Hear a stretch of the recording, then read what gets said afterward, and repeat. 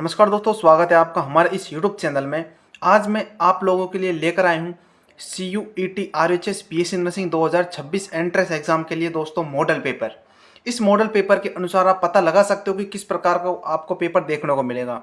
So guys, channel पर आप पहली बार तो भाई के चैनल को सब्सक्राइब कर लीजिएगा और आपको इसकी PDF चाहिए तो कमेंट बॉक्स में लिंक है व्हाट्सएप ग्रुप की, वो ज्वाइन कर लीजिएगा। आपको ऐसी इन्फॉर्मेशन मिलेगी, आपको PDF से लेकर के दोस्तों इंपॉर्टेंट क्वेश्चन और सारी इन्फॉर्मेशन उधर उस ग्रुप में दी जाती है। तो सब्सक्राइब कर लीजिएगा चैनल को और लिंक ज्वाइन कर लीजिएगा व्हाट्सएप ग्रुप की। सो गाइज, हमारा पहला क्वेश्चन होने वाला है इसमें हमारा कि जो हमारा आवृतबीजी पौधों में द्वि निषेचन की खोज किसने करी थी गाइज। ठीक है गाइज, जो हमारा आवृतबीजी पौधों में द्वि निषेचन की खोज किसने करी, यानी कि डबल फर्टिलाइजेशन की खोज किसने करी। तो who discovered double fertilization angiosperm. ठीक है गाइज, मैंने इसमें इंग्लिश मीडियम पे डालती है क्योंकि इंग्लिश मीडियम के स्टूडेंटों की कमेंट आती है कि भैया हमको इंग्लिश मीडियम में बताइए। सो गाइज, जो हमारे इसमें राइट आंसर होने वाला वो होने वाला है यहाँ पर नवाशिन। ठीक है गाइज, ये हमारा सेकंड आंसर हो गया इसमें नवाशिन। ठीक है, अगला हमारे इसमें क्वेश्चन होने वाला है कि जो सेक होता है, तो ए मैच्योर एम्ब्रियो सेक इसमें कितनी सेल होती है और कितने न्यूक्लियस होते हैं। ये दोस्तों RHS का बहुत इंपॉर्टेंट क्वेश्चन है जो कि हर साल रिपीटेड होने के जिसके चांस रहते हैं। सो गाइज, इसका जो हमारा राइट आंसर होने वाला वो रहने वाला है हमारा, इसमें हमारी 700 सेल होती है और 8 यहाँ पर केंद्रक होते हैं। ठीक है दोस्तों, अगला क्वेश्चन है हमारा कि दुग्ध निष्कासन हार्मोन मिल्क इजेक्शन हार्मोन कौन सा है गाइज। इसमें मिल्क इजेक्शन हार्मोन कौन सा है, देखिए गाइज, एक तो होता है यहाँ पर मिल्क इजेक्शन हार्मोन और एक होता है दोस्तों यहाँ पर मिल्क प्रोडक्शन हार्मोन। दोस्तों इसमें दोनों हार्मोनों में डिफरेंस है। एक तो जो हमारा मिल्क को इजेक्शन करता है और एक दूध का निर्माण करता है।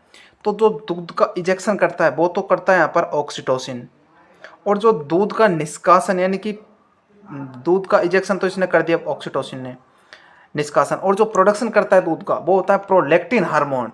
जी हाँ गाइस, प्रोलैक्टिन हार्मोन। ठीक है, अगला हमारे इसमें क्वेश्चन होने वाला गाइस हमारे इसमें कि जो शुक्र जनन होता है स्पर्मेटोजेनेसिस को प्रेरित करने वाला हार्मोन कौन सा है, कि the hormone that stimulate spermatogenesis. Spermatogenesis को दोनों जो कौन सा हार्मोन है वो यहाँ पर प्रेरित करने वाला हार्मोन है। सो गाइज, ये है हमारा FSH फॉलिकुलर स्टिमुलेटिंग हार्मोन। ठीक है गाइज, अगला हमारे इसमें क्वेश्चन है कि सहेली सहेली क्या है दोस्तों, व्हाट इज सहेली। जी हाँ गाइज, तो है दोस्तों एक उपरोक्त सभी में से मौखिक क्योंकि मुंह से ली जाती है टैबलेट है, गैर स्टेरॉइड है यानी कि गैर स्टेरॉइड है, हफ्ते में एक बार ली जाती है, नहीं 7 दिन में एक बार ली जाती है, यानी कि टोटल मिला के यहाँ पर उपरोक्त सभी ऑल ऑफ द अबव। ठीक है, अगला क्वेश्चन है कि जो हमारी वंशागति होती है उसकी हमारी इकाई क्या होने वाली है, कि what is called the unit of the inheritance. ठीक है गाइज, तो हमारे इसका जो राइट आंसर होगा वो होगा जीन, क्योंकि यहाँ पर फिनोटाइप इसका कोई लेना देना नहीं है, जीनोटाइप नहीं है, क्रोमोसोम नहीं है। ठीक है, अब अगला हमारा इसमें क्वेश्चन है कि टर्नर सिंड्रोम होता है, इसमें गुणसूत्रों की स्थिति क्या हो जाती है गाइज। जो हमारा टर्नर सिंड्रोम होता है कि द टर्नर सिंड्रोम। ठीक है, तो द क्रोमोसोमल कंडीशन इस टर्नर सिंड्रोम में दोस्तों क्या हो जाता है, ये हो जाता है दोस्तों यहाँ पर 44+X0। ये इसका हमारा राइट आंसर हो जाएगा यहाँ पर बी। ठीक है गाइज, अगला हमारा क्वेश्चन है इसमें 8वां कि DNA के डबल हेलिक्स मॉडल को किसने प्रस्तावित किया। जो हमारा DNA होता है ना, ये DNA हुआ है हमारा, ये डबल हेलिकल मॉडल किसने दिया। जो हमारे साइंटिस्ट है वो है दोस्तों वाटसन एंड क्रिक ने डबल हेलिकल मॉडल दिया। ठीक है, अगला हमारा इसमें क्वेश्चन है कि हमारा जो प्रारंभिक कोड होता है स्टार्ट कोडोन कौन सा होता है, कि which is the start codon. तो गाइज इसका राइट आंसर है AUG। ठीक है, अब हमारा इसमें अगला क्वेश्चन है कि जो अंगों का उपयोग और अनुपयोग किसने दिया, कि जो अंग हम उपयोग करेंगे वो ज़्यादा विकसित होगा और जिसको हम उपयोग नहीं करेंगे वो धीरे धीरे खत्म हो जाएगा। तो हमारा who give the theory of use and disuse of organ. So जो जेने वाले साइंटिस्ट थे वो है दोस्तों लेमार्क। ठीक है, अगला हमारे इसमें क्वेश्चन होने वाला है कि जो टाइफाइड का रोगजनक पैथोजन कौन सा है। क्या पैथोजन होता है जो रोगजनक होता है यानी कि जिसके कारण रोग होता है, the pathogen of typhoid is. तो इसका राइट आंसर होने वाला गाइज हमारा टाइफाइड का राइनो वायरस नहीं होगा, बूचेरिया नहीं होगा गाइज। इसका जो राइट आंसर होगा ना वो होगा साल्मोनेला टाइफी। ठीक है गाइज, अगला हमारा इसमें क्वेश्चन है कि जो इंटरफेरॉन होता है वो किसके विरुद्ध कार्य करता है। जो हमारा इंटरफेरॉन होता है, तो इंटरफेरॉन एक्ट अगेंस्ट, किसके अगेंस्ट कार्य करता है दोस्तों? ये वायरस के अगेंस्ट कार्य करता है, जो कि हमारा HIV वायरस हो जाता है, HIV वायरस। ठीक है।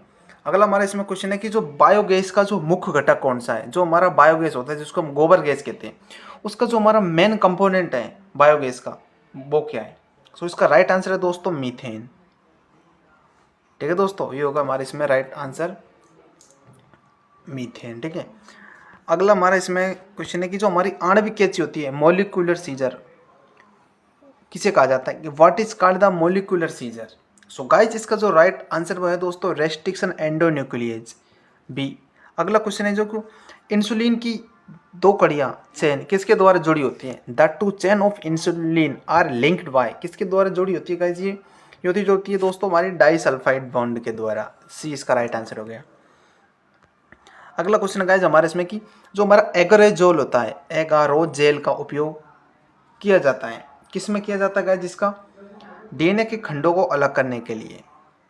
ठीक है। अगला हमारा इसमें क्वेश्चन है कि काजीरंगा राष्ट्रीय उद्यान कहाँ किसके लिए विकसित है? जो हमारे काजीरंगा राष्ट्रीय उद्यान है वो किसके लिए प्रसिद्ध है? वो प्रसिद्ध है दोस्तों एक सींग वाला गेंडा के लिए, एक सींग वाला गेंडा के लिए दोस्तों ये प्रसिद्ध है।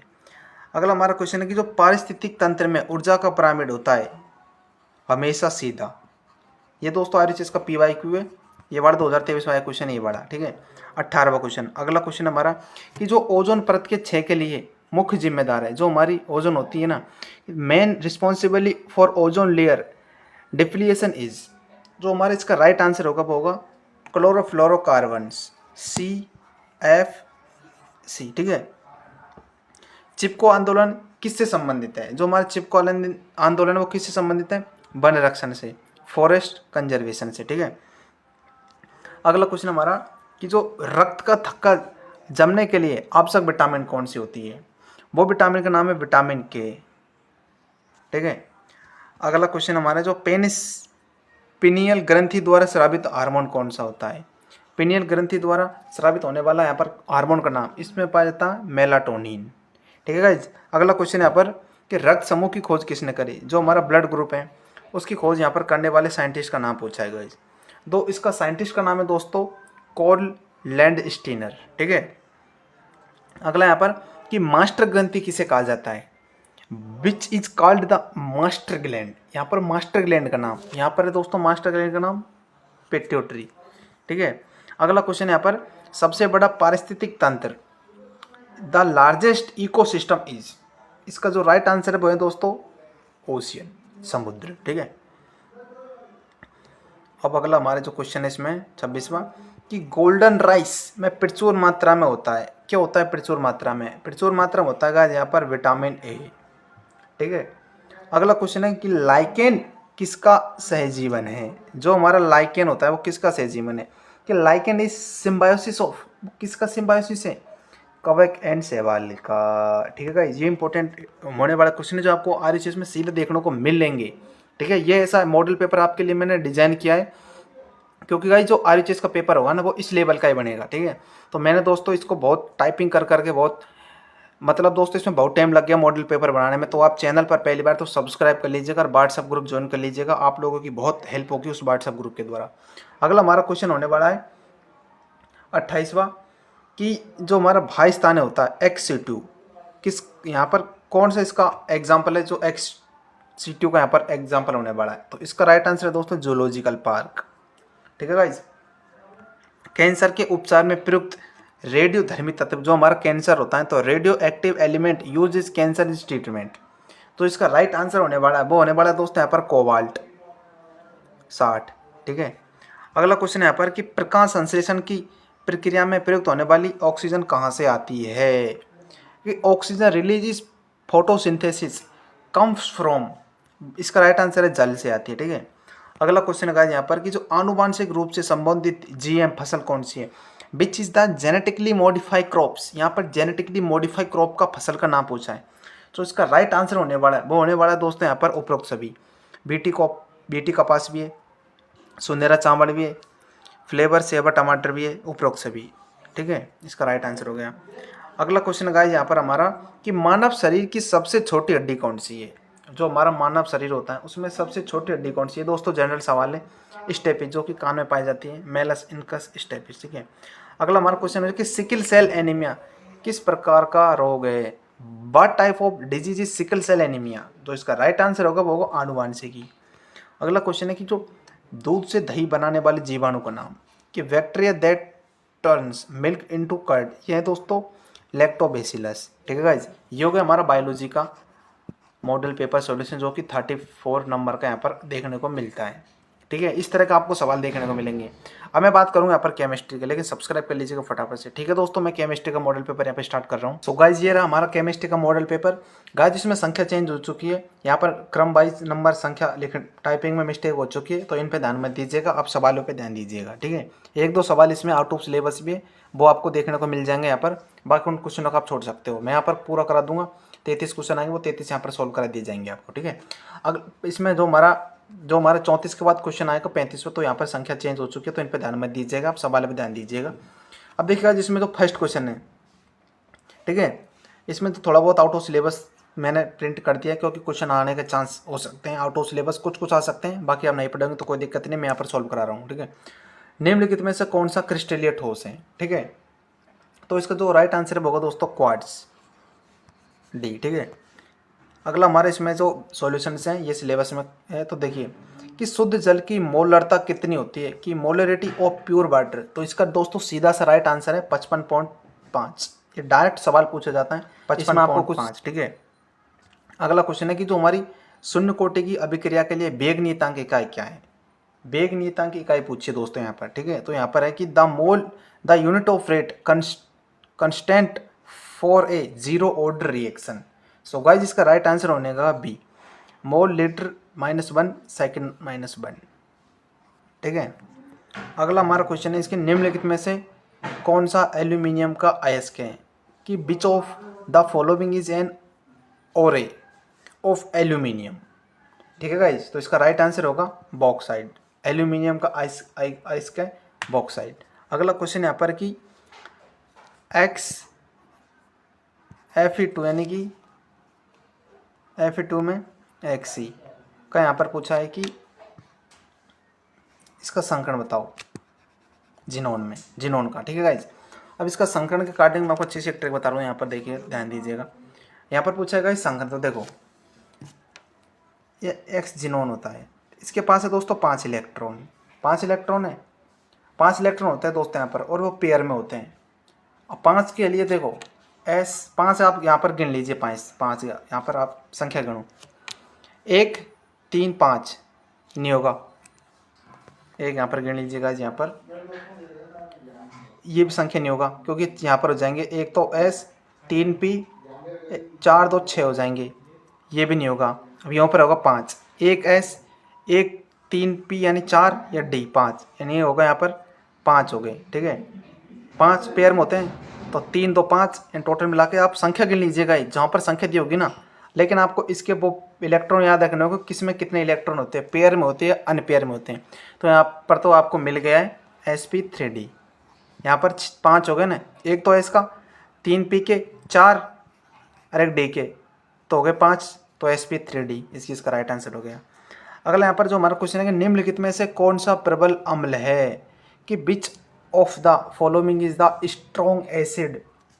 तो आपको दोस्तों आपका क्रम याद होगा, तो देखिए आपको मैं यहाँ पे बता देता हूँ। देखिए HF, इसके बाद आता है यहाँ पर HCl, HCl के बाद आया यहाँ पर दोस्तों मैं इसको इधर बता रहा हूँ HBr, और जो लास्ट आता है HI। तो उसको प्रबल अम्ल पूछा है तो प्रबल अम्ल हो जाएगा यहाँ पर दोस्तों HI, इसका D इसका राइट आंसर आपको देखने को मिल जाएगा यहाँ पर। अगला क्वेश्चन दोस्तों यहाँ पर कि FeCO5 में Fe की ऑक्सीकरण अवस्था क्या है। ये दोस्तों बहुत इंपॉर्टेंट सवाल है, ऑक्सीकरण वाले हो गए, और आपको जो ये पूछेंगे ना संकरण वाले, ठीक है। अब मैं आपको बताऊँ इसकी Fe, देखिए जो हमारा C होता है कोबाल्ट, ठीक है, ये न्यूट्रल लिगेंड होता है, ठीक है, न्यूट्रल लिगेंड है। न्यूट्रल का तो यहाँ पर 0 हो जाएगा, तो पूरा इसमें 0 हो जाएगा, तो टोटल मिला के 0 यहाँ पर हो गए। आप इस जिस बच्चे को लिगेंड के बारे में इंफॉर्मेशन होगी वो इजीली सवालों को कर जाएगा। तो यहाँ पर CO की 0 तो पूरा कंपाउंड 0, तो टोटल मिला के यहाँ पर इसका राइट आंसर 0 हो जाएगा। सो गाइज हमारे इसमें अगला क्वेश्चन होने वाला 8वां इसमें हमारा कि एल्किल हैलाइड शुष्क ईथर में धात्विक सोडियम के साथ अभिक्रिया करके क्या देते हैं कि alkaline halide react with the metallic sodium is dry ether to give. आपको दोस्तों यहाँ पर जो इस क्वेश्चन को देखकर रिएक्शन याद आ जानी चाहिए। मैं आपको फिर कह रहा हूँ गाइज, रिएक्शन ऐसा होना चाहिए कि कुछ भी रिएजेंट आगे नाम आएगा तो रिएक्शन आपको दिमाग में चल जानी चाहिए, ऐसी ऑर्गेनिक आपको कर लेनी है। जहाँ पर शुष्क ईथर आ गया और सोडियम आ गया, आपको बुड्स अभिक्रिया याद आ जानी चाहिए, मतलब आ जानी चाहिए गाइस। तो इसका जो राइट आंसर है वो आपको एल्केन। आंगड़ियों पर अगर आपकी रिएक्शन होगी तो इस सवालों को कर जाओगे।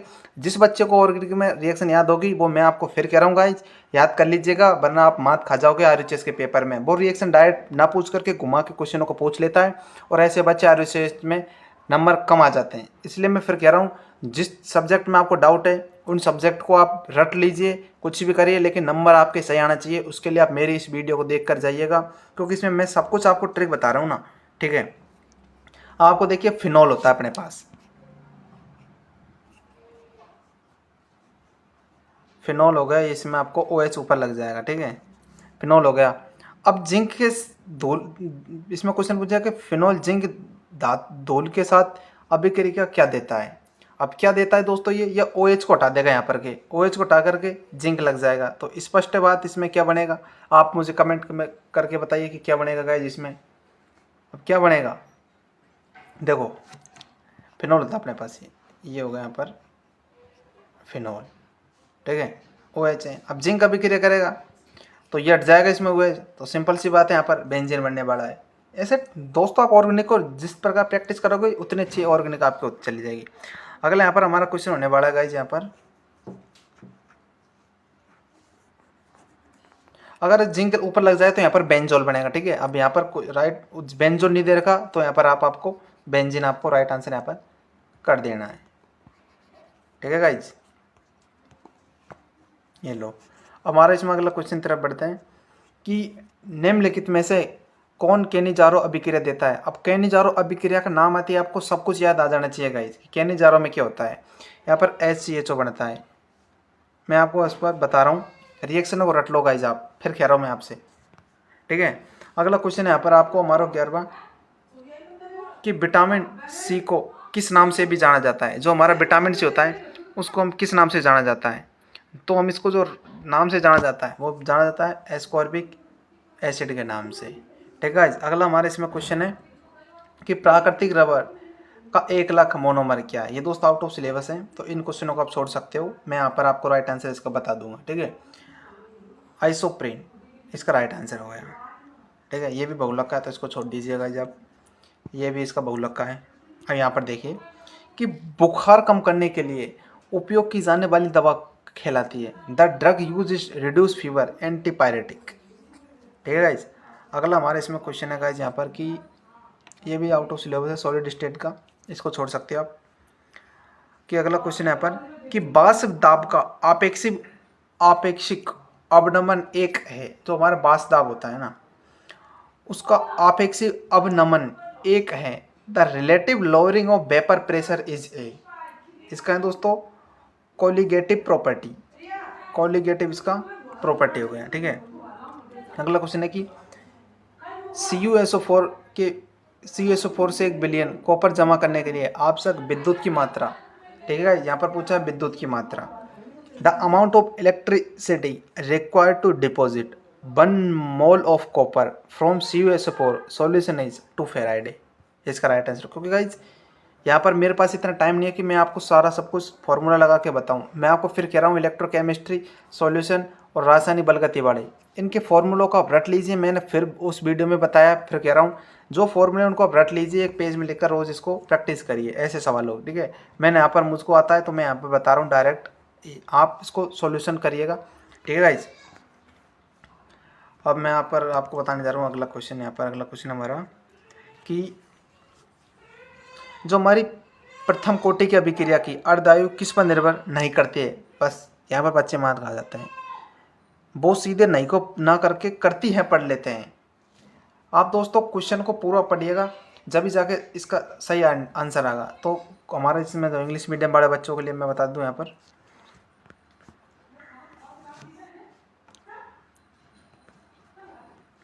Half life of A first order reaction is independently of दोस्तों इनिशियली कंसंट्रेशन के। ठीक है, 20वां क्वेश्चन हमारा कि अयस्क को वायु की अधिकता में उसके गलनांक से नीचे गर्म करने की प्रक्रिया कहती है। अयस्क होता है, उसको वायु की अधिकता में उसके गलनांक से नीचे गर्म करने की जो प्रक्रिया है, उस प्रक्रिया को हम क्या कहेंगे? रोस्टिंग कहेंगे। ठीक है, 20 का राइट आंसर है। अगला क्वेश्चन है कि सफ़ेद फास्फोरस को रखा जाता है, सफ़ेद फास्फोरस होता है कि वाइट फास्फोरस इज कीप्ड इन, रखा जाता है वाटर में। ठीक है, अगला क्वेश्चन है हमारे यहाँ पर कि कौन सा संक्रमण तत्व अधिकतम ऑक्सीकरण अवस्था प्रदर्शित करता है? इंपॉर्टेंट क्वेश्चन गाइस, ये बहुत इंपॉर्टेंट क्वेश्चन आरएचएस में हर साल पूछा जाने की संभावना बनती है इसकी, कि कौन सा संक्रमण तत्व अधिकतम ऑक्सीकरण अवस्था प्रदर्शित करता है? प्रदर्शित करता है दोस्तों मैग्नीज। ठीक है, अगला हमारा इसमें कि द्विदंतु लिगेंड का उदाहरण है। एग्जाम्पल ऑफ वाइडेंटेड लिगेंड इज, इसका राइट आंसर है दोस्तों EN, इथाइलिन डायमीन। ठीक है, रायमंड टिमान अभिक्रिया क्या बनाती है? बस आपको याद आ जाना चाहिए, अभिक्रिया का नाम लिखते हैं क्या होने वाला है। ठीक है, अब इसका राइट आंसर है गाइस हमारे इसमें सेल्सियल्डिहाइड, ये इसका राइट आंसर है सेल्सियल्डिहाइड। ठीक है, अगला क्वेश्चन है कि लूकास अभिकर्मक किसका मिश्रण होता है? लूकास अभिकर्मक होता है the Lucas reagent is mixture of, किसका होता है guys? Concentration HCl plus ZnCl2 का, एनहाइड्राइड ZnCl2। ठीक है गाइज, कंसंट्रेशन HCl पर एनहाइड्राइड ZnCl2। अगला क्वेश्चन है कि एल्डिहाइड LiLH4 के साथ अपचयन करके क्या देते हैं? बस आपको रिएक्शन आ जाना चाहिए यार कि किसमें क्या होता है। एल्कोहल वाला चैप्टर से आएगा ये क्वेश्चन। अब देखिए इसमें जो हमारा राइट आंसर होगा वो होगा दोस्तों यहाँ पर प्राइमरी एल्कोहल, LiLH4 के साथ अपचयन करके देता है प्राइमरी एल्कोहल। ठीक है, अगला क्वेश्चन हमारे इसमें नाइट्रो एल्कोहल का क्रियात्मक समूह है, जो हमारा नाइट्रो एल्केन का क्रियात्मक समूह है, तो जो हमारे इसका राइट आंसर होगा वो होगा दोस्तों NO2। ठीक है, अब अगला क्वेश्चन हमारा इसमें कि निम्नलिखित में से कौन सा कार्बोहाइड्रेट है? जो हमारे इसमें बताइए कार्बोहाइड्रेट कौन सा है? इन तीनों ऑप्शन में से आपको क्या ऑप्शन सही लगता है? क्या ऑल ऑफ दी है, या ग्लूकोज है, या लैक्टोज है, या स्टार्च है? आप इसमें उसको राइट आंसर बताइए। सभी है, ग्लूकोज भी है, स्टार्च भी है, लैक्टोज भी है। अगला हमारे इसमें क्वेश्चन होने वाला गाइज कि एक पॉलीपेप्टाइड किसके जुड़ने से बनता है? एक पॉलीपेप्टाइड होता है वो किसके जुड़ने से बनता है? तो इसका राइट आंसर है दोस्तों अमीनो एसिड के जुड़ने से पॉलीपेप्टाइड बनता है। ठीक है, अगला हमारा क्वेश्चन है कि ये हमारा बहुला का क्वेश्चन आएगा तो इसको छोड़ दीजिएगा, कोई आउट ऑफ सिलेबस है, कुछ क्वेश्चन इसमें मिस प्रिंटिंग से डाल दिए गए हैं। अगला क्वेश्चन है कि एंटीसेप्टिक का उपयोग किया जाता है, जो हमारा एंटीसेप्टिक होता है ना कि आर यूज्ड ऑन, किस में इसका उपयोग किया जाता है? ये किया जाता है लिविंग टिश्यू में एंटीसेप्टिक का। ठीक है, अगला क्वेश्चन है कि H3PO4 की क्षारकता क्या है? ये दोस्तों इंपॉर्टेंट क्वेश्चन है ये बड़ा, H3PO4 की क्षारकता हो गया।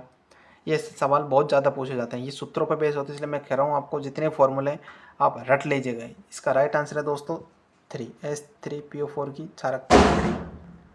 ठीक है, अगला हमारा क्वेश्चन है अनुचुंबक स्पीशीज की पहचान करें। अब अनुचुंबक इसके लिए आपको फॉर्मूला याद होगा।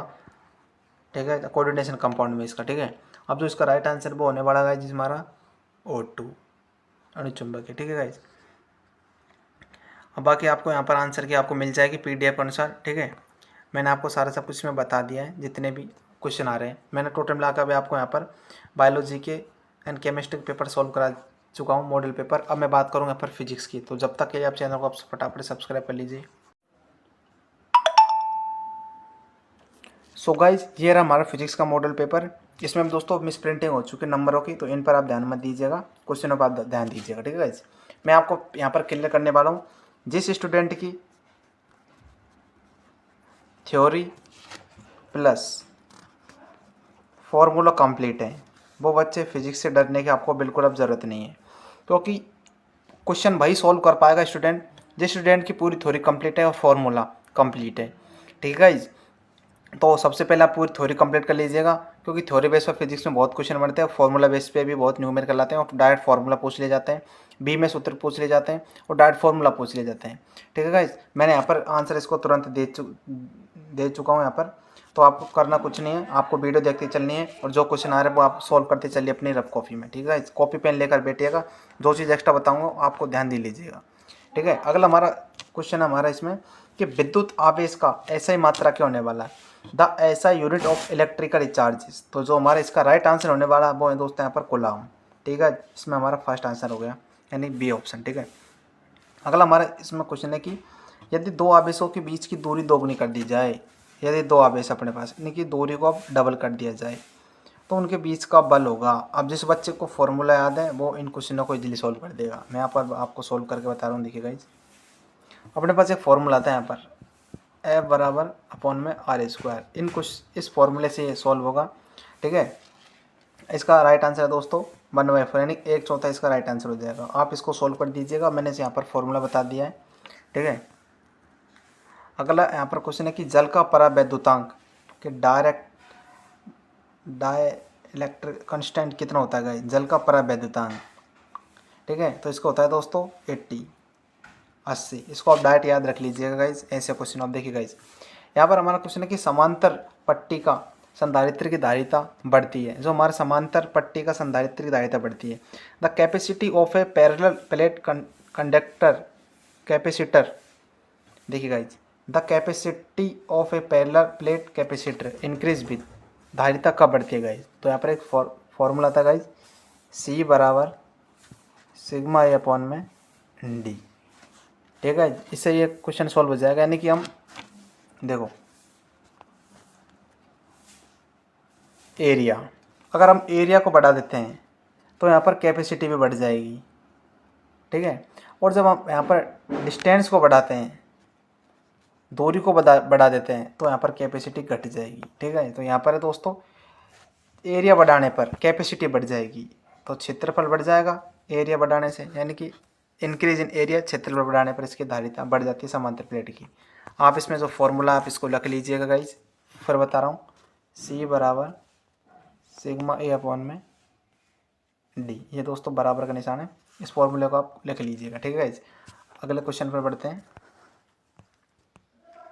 कि स्पेसिफिक जो हमारा विशिष्ट प्रतिरोध निर्भर करता है। विशिष्ट प्रतिरोध दोस्तों किस पर निर्भर करता है, पदार्थ की प्रकृति पर, कि नेचर ऑफ मटेरियल।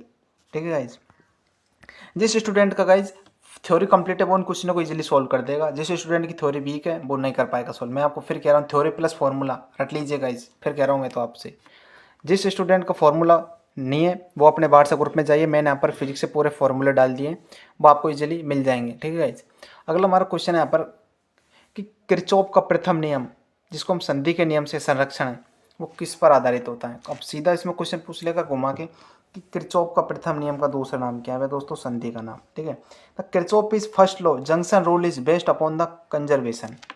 ठीक है गाइज, इसका राइट आंसर आवेश। लेकिन कैसे, मैं आपको बताने जा रहा हूँ कि जितना करंट जंक्शन में आता है उतना ही करंट चला जाता है। माना कि अपने जंक्शन है, करंट आता है ना, और उतना ही निकल जाता है, तो ये आवेश संरक्षण पर। ठीक है, यानी संधि पर जीरो होता है मान। ठीक है, अगला हमारा क्वेश्चन होने वाला है कि धारावाही लंबी परिनालिका के भीतर चुंबकीय क्षेत्र, धारावाही परिनालिका होती है सोलोनॉइड, उनके भीतर चुंबकीय क्षेत्र, the magnetic field inside a long straight solenoid, चुंबकीय क्षेत्र। ठीक है, ये सोलोनॉइड, अगर किसी हम बेलनाकार कोई मेटल की वो रोड है उसमें अगर कॉपर के वायरों को लपेट दिया जाता है तो हम इसको परिनालिका कहते हैं। ठीक है, सभी बिंदुओं पर समान होती है, सभी बिंदु होते हैं, इन पर पॉइंट होती है। इसे एक चीज़ पूछिए अंदर, सोलोनॉइड यानी धारावाही भीतर। अब देखिएगा इस बस इसमें एक ध्यान दीजिएगा, अंदर बोला है ना कि बाहर पूछा है, शब्दों पे ध्यान दीजिए, इसमें बाहर पूछा है यानी कि अंदर पूछा है। ठीक है, भीतर तो सभी बिंदुओं पर समान होती है। ठीक है, अगला क्वेश्चन बताएंगे निम्नलिखित में से किसकी भेदन क्षमता सबसे अधिक होती है। इसमें होती है गामा किरणों की, ये दोस्तों हानिकारक किरण के नाम से भी जाना जाता है। अगला क्वेश्चन है कि ऑप्टिकल फाइबर किस पर आधारित होता है। जो हमारा ऑप्टिकल फाइबर होता है वो किस पर आधारित होता है, वो दोस्तों पूर्ण आंतरिक परावर्तन पर, टोटल इंटर रिफ्लेक्शन पर आधारित होता है। ये दोस्तों थ्योरी बेस्ड क्वेश्चन है, इजीली सॉल्व हो जाएंगे। सो प्रेरक तत्व का मात्रक है, the unit of self induction is, वह दोस्तों हेनरी। ठीक है। अगला यहाँ पर क्वेश्चन होने वाला है कि एक उत्तल लेंस को ऐसे तरल में डुबोया जाता है, उत्तल लेंस होता है उसको तरल में डुबो दिया जाता है। ठीक है। जिसका अपवर्तन लेंस के पदार्थ के बराबर है। अब ये डाला है ना, उत्तल लेंस इसके परावर्तन के बराबर है, इसकी फोकस दूरी अनंत हो जाती है। ठीक है।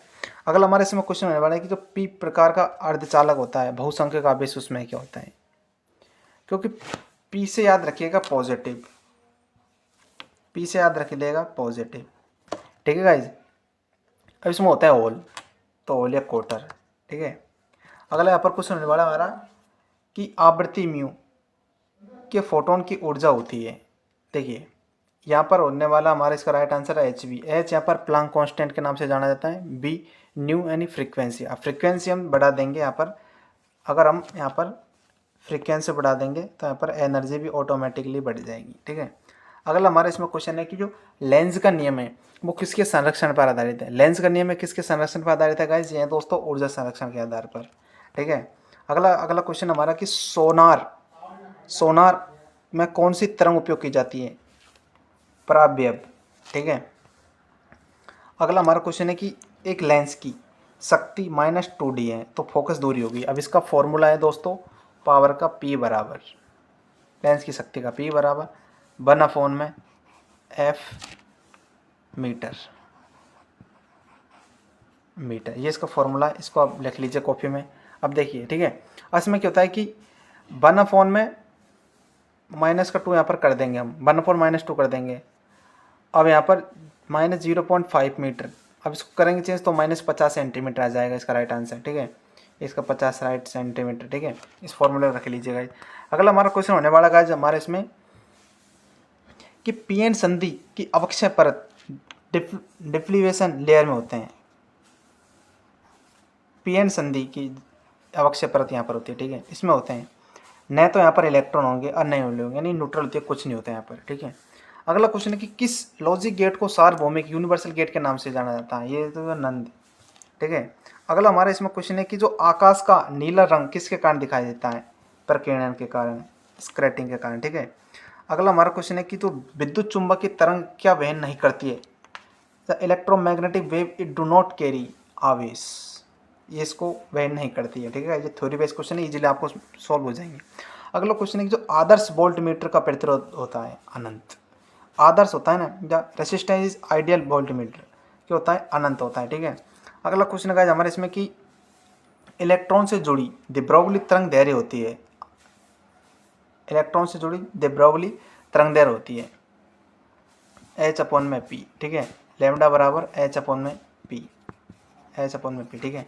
आप इसको ध्यान रख लीजिएगा, लिख लीजिएगा। अगला हमारे इसमें क्वेश्चन होने वाला गाइज कि परम शून्य ताप पर एक अर्धचालक व्यवहार करता है, परम शून्य ताप पर एक कुचालक की तरह व्यवहार करता है, जिसको हम टेम्परेचर ही नहीं देंगे किसी चीज़ को, इलेक्ट्रॉन क्यों गमन करेगा भाई साहब वो। ठीक है। इसका राइट आंसर कुचालक।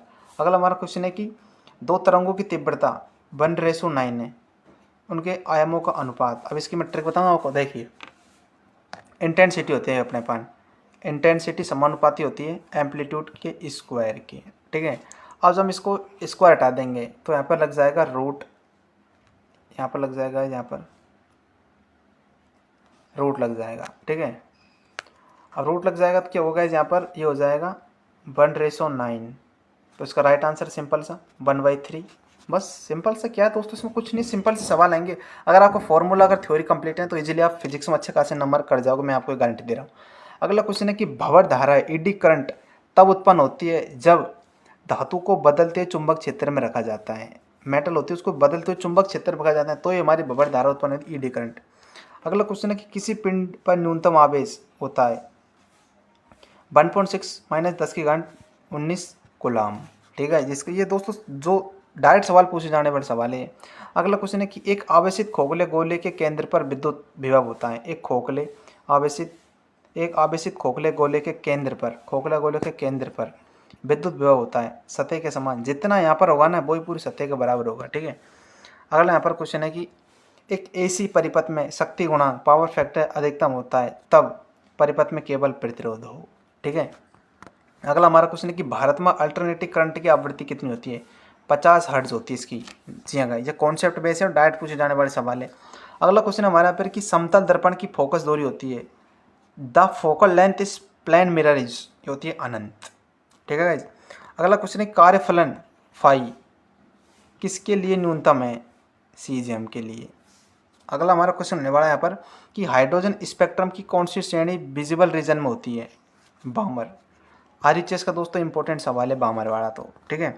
अगला हमारा क्वेश्चन है कि विराम अवस्था में फोटोन, विराम अवस्था में देखिए गाइज, ये लो, विराम अवस्था में फोटोन का द्रव्यमान होता है, शून्य होता है। ठीक है गाइज। अब देखिए गाइज, अब मैं आपको बता देता हूँ यहाँ पर देखो, फिजिक्स एक ऐसी सब्जेक्ट है गाइज जो प्रैक्टिस मांगती है, प्रैक्टिस मांगती है। तो मैं आपको फिर कह रहा हूँ गाइज, फॉर्मूला आप रेडी कर लीजिए, आपको करना कुछ नहीं है, अपने चैनल पर जाना है और इस वीडियो को लिंक में ना आपको लिंक मिलेगी व्हाट्सएप ग्रुप की, उसको आप ज्वाइन कर लीजिएगा। उसमें मैंने पूरे फिजिक्स यहाँ पर फॉर्मूले डाल रखे हैं, इंपॉर्टेंट क्वेश्चन मैं रोज़ डालता हूँ तो उधर देख लीजिएगा। केमिस्ट्री के रिएक्शन डाल रखे हैं, केमिस्ट्री के फॉर्मूले डाल रखे हैं, उनको देखिए गाइज और उनको यूटिलाइज करिए। इन कम दिनों में अच्छी तैयारी करोगे गाइज तो मैं आपको कह रहा हूँ, आप गाइज गवर्नमेंट कॉलेज में आपको सिलेक्शन ईजिली मिल जाएगा। और मैं आपको एक चीज़ बता देता हूँ, यहाँ पर देखो, गवर्नमेंट कॉलेज में दोस्तों आपकी फ़ीस बहुत कम लगेगी। आप मिडिल क्लास के स्टूडेंट हो तो फिजिक्स मतलब गाइज फीस बहुत कम लगेगी, यानी कि टोटल मिला के आपको 20-25 हज़ार में काम हो जाएगा। अगर एसटी और एसटी के स्टूडेंट हो, अदर कैटेगरी के स्टूडेंट तो आपको 50 हज़ार, यानी कि कम फीस में आपको हो जाएगा काम। और अगर आप गवर्नमेंट कॉलेज में सिलेक्शन ले लेते हो इस कॉलेज में तो आपकी रिस्पेक्ट बहुत बढ़ जाएगी, क्योंकि गवर्नमेंट कॉलेज के नर्सिंग स्टूडेंटों को दोस्तों बहुत सारी नॉलेज मिलती है, हॉस्पिटल वर्क अच्छा खासा मिलता है। क्योंकि दोस्तों नर्सिंग फील्ड एक ऐसा फील्ड है जो एमबीबीएस के बाद आता है। जिन स्टूडेंटों का नीट में सिलेक्शन नहीं होता है वो नर्सिंग में सिलेक्शन लेते हैं गाइज। आप तैयारी में लग जाइए, अगर नहीं लग चुके हो तो तैयारी दोस्तों आप स्टार्ट कर दीजिएगा। ठीक है गाइज। मैं आपको फिर कह रहा हूँ गाइज, नर्सिंग कोर्स बहुत अच्छा कोर्स है, तो इन टाइमों को मत गवाइए, ज़्यादा से ज़्यादा एमसीक्यू सॉल्व करिए गाइज। ठीक है गाइज। एग्जाम बहुत नज़दीक आ चुकी है, अपने चैनल को सब्सक्राइब कर लीजिएगा। अपने चैनल पर आपको पता ही है बहुत रोज़ अच्छे से पढ़ाई होती है। मिलता हूँ कुछ मैं अगले वीडियो के साथ, जब तक के लिए धन्यवाद प्यारे दोस्तों।